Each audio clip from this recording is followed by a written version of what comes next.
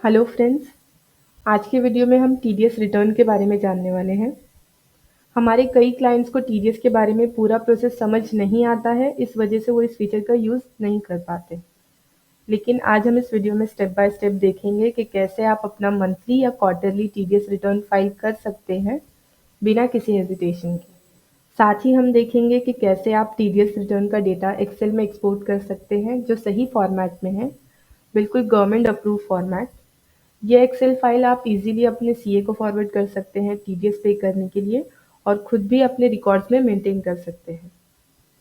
अगर आपको section wise TDS file करना है तो वो भी पॉसिबल है।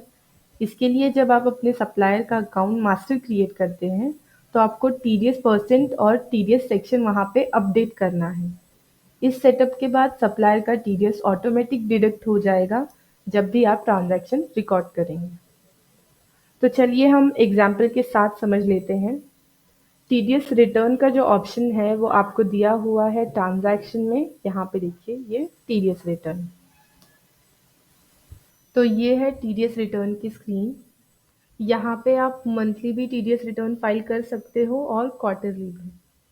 तो सबसे पहले आपको जिस भी टाइम पीरियड का टीडीएस रिटर्न फाइल करना है, जिस मंथ का या फिर क्वार्टरली आप फाइल कर रहे हो, तो यहाँ पे हमें पहले वो टाइम पीरियड एंटर कर देना है। फॉर एग्जांपल हमें 1st ऑफ अक्टूबर से लेके 31st ऑफ अक्टूबर तक का टीडीएस रिटर्न फाइल करना है। तो यहाँ पे हमने वो टीडीएस रिटर्न जो हमें जिस टाइम पीरियड का टीडीएस रिटर्न फाइल करना है वो डेट एंटर कर दी।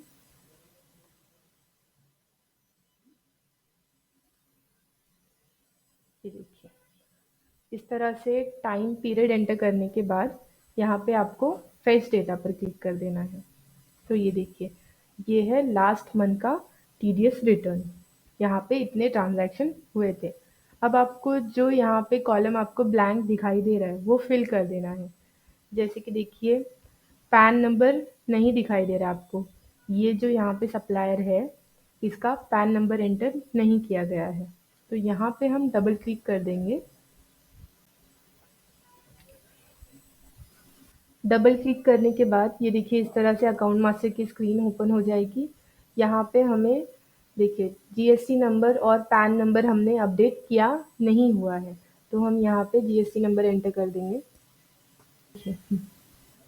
तो ये देखिए जीएसटी नंबर हमने यहाँ पे एंटर कर दिया है। अब ये जो साइड में सर्च का ऑप्शन है इस पे क्लिक कर देंगे तो ऑटोमेटिकली यहाँ पे जो पैन नंबर है वो अपडेट हो जाएगा। ये देखिए इस तरह से। और जैसे कि मैंने आपको स्टार्टिंग में बताया था कि अगर आपने टीडीएस परसेंट और टीडीएस सेक्शन अपडेट नहीं किया हुआ है सप्लायर के अकाउंट में तो आपको वो अपडेट कर देना है। ये देखिए यहाँ पे आपको टीडीएस परसेंट एंटर करना है और टीडीएस सेक्शन सेलेक्ट कर लेना है। ये आपको अपने सीए से पूछना है कि कौन सा सेक्शन हम यहाँ पे सेलेक्ट करें। तो इस तरह से ओके करके अब हम सेव करेंगे। तो अकाउंट मास्टर में पैन नंबर अपडेट करने के बाद जब हमने फेच डेटा पे क्लिक किया तो यहाँ पे आपको ये रिफ्रेश हो गया और पैन नंबर आप देख पा रहे हैं। हमने अक्टूबर मंथ का एग्जाम्पल देखा टीडीएस रिटर्न फाइल करके।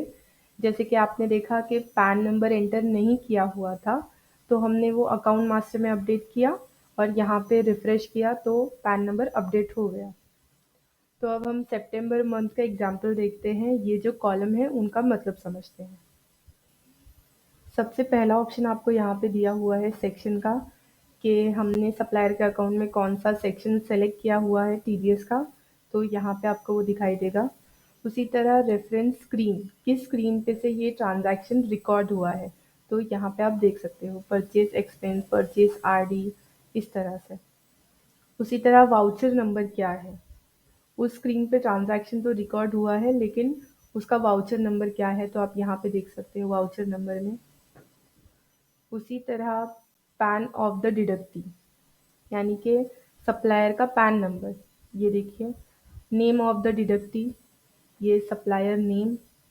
उसी तरह किस डेट पे पेमेंट हुआ है, तो यहाँ पे आप देख सकते हो। कितना पेमेंट हुआ है, ये देखिए इस कॉलम में। टीडीएस कितना चार्ज किया है हमने, तो ये इस कॉलम में आप देख पा रहे हो। टोटल टैक्स यानी कि टीडीएस टोटल हमने कितना डिडक्ट किया, तो इस कॉलम में। उसी तरह डेट ऑफ डिडक्शन, किस डेट पे डिडक्ट किया। तो यहाँ पे देखिए, स्क्रॉल करते हैं यहाँ पे हम साइड में, तो ये देखिए टीडीएस परसेंट, कितना टीडीएस परसेंट लगाया है हमने, तो आपको इस कॉलम में दिखाई देगा। इसमें जो लास्ट ऑप्शन है, यहाँ पे आप नेचर ऑफ पेमेंट देख सकते हो, जैसे कि आरडी बिल है, अब टीडीएस हमने किस पे डिडक्ट किया है।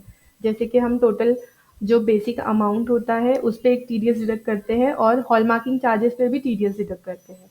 तो यहाँ पे आप वो डिफरेंट डिफरेंट देख सकते हो, क्योंकि आपको तो पता है कि हॉलमार्किंग चार्जेस पे हम डिफरेंट टीडीएस परसेंट डिडक्ट करते हैं, और जो बेसिक अमाउंट होता है परचेस आरडी का उसके ऊपर हम डिफरेंट टीडीएस परसेंट डिडक्ट करते हैं। तो यहाँ पे आप इस तरह से भी देख सकते हो। उसके बाद ये जो ऑप्शन है क्वार्टर नंबर, यहाँ से आपको क्वार्टर सेलेक्ट कर लेना है। आपको तो पता होगा, जैसे कि first quarter, second quarter, third quarter, जो भी आप यहाँ पे मंथ सेलेक्ट कर रहे हो उसके हिसाब से आपको क्वार्टर सेलेक्ट कर लेना है। बैंक नेम अगर आप एंटर करना चाहते हो तो कर सकते हो, बैंक कोड भी एंटर कर सकते हो। उसी तरह अगर आपको section wise TDS return file करना है, तो ये देखिए ये जो ऑप्शन है, section under which payment made, तो यहाँ पे आपको किस सेक्शन का टीडीएस रिटर्न फाइल करना है, यहाँ पे हम वो सेक्शन सेलेक्ट कर लेंगे। जैसे कि फॉर एग्जांपल सेक्शन 94Q हमने ये सेलेक्ट किया, और ये जो ऑप्शन है फेच डेटा सेक्शन वाइज, इस पे क्लिक कर देना है। ये देखिए अब ये सेक्शन वाइज डेटा दिखाई दे रहा है आपको। और अगर आपको सेक्शन वाइज नहीं देखना है तो फेच डेटा, तो ये देखिए ये सभी सेक्शन का डेटा आपको, ये जो हम इस मंथ का डेटा देख रहे हैं वो पूरा एक साथ दिखाई देगा। इसके बाद इतना प्रोसेस करने के बाद जब आपको ये डेटा एक्सेल में ट्रांसफ़र करना है, यानी कि एक्सपोर्ट करना है एक्सेल में, तो वो हम कैसे करेंगे। सबसे पहले आपको ओके करके ये जो टीडीएस का हम टीडीएस रिटर्न फाइल किया है हमने, ये जो ट्रांजैक्शन है, ये जो डॉक्यूमेंट नंबर है, ये हम सेव कर लेंगे ओके करके। तो यहाँ पे हमने ओके किया।